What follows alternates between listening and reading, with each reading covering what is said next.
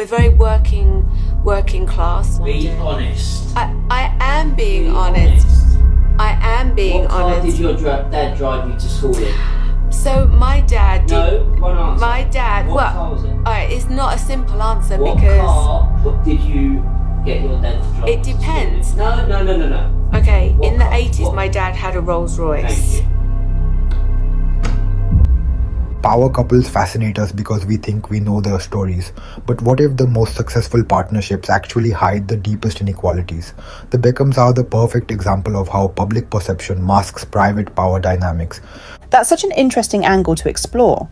The way their relationship has been portrayed versus the reality beneath the surface tells us so much about celebrity, gender, and power. Well, let's start with something surprising. In their first year of marriage, David appeared on over 100 magazine covers, while Victoria was featured on less than 20. That media imbalance set the tone for everything that followed. You know what's fascinating about those early days? The stark contrast in how they were portrayed. David was this golden boy who could do no wrong, while Victoria... Right? She was immediately typecast as posh spice, this cold, distant figure. The media created this narrative where his warmth somehow needed to be balanced by her perceived aloofness. And that characterization has had such lasting implications.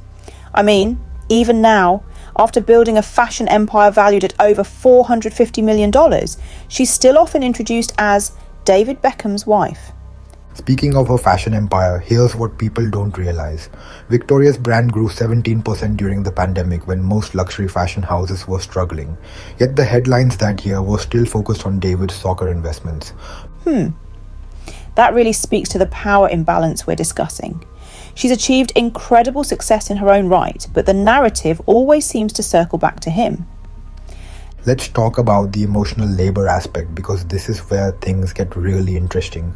During the 2004 scandal, Victoria made exactly 0 public statements while maintaining their brand partnerships worth over $100 million. Well, that must have required incredible strength and strategy. She was essentially doing crisis management while processing personal trauma. Exactly. And here's a telling statistic.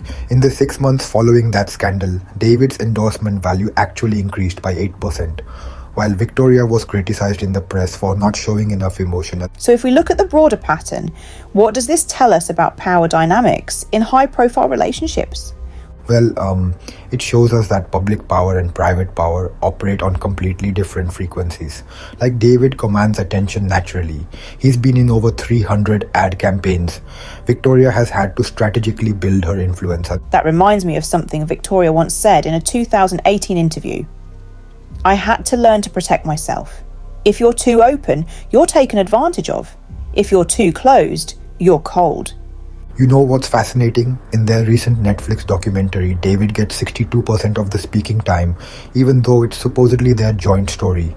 And in the emotional climax, it's his vulnerability that takes center stage. The way their narrative is structured, even in their own productions, really reinforces these patterns we're seeing. And here's another layer. When David cries in interviews, his popularity ratings go up.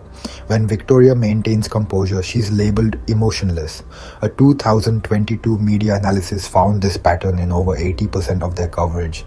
Looking toward the future, what's really interesting is how their children are navigating these same dynamics. Brooklyn's career moves get positive press while Harper faces scrutiny about her appearance at just 12 years old. That generational aspect really shows how deeply these patterns are embedded in our culture.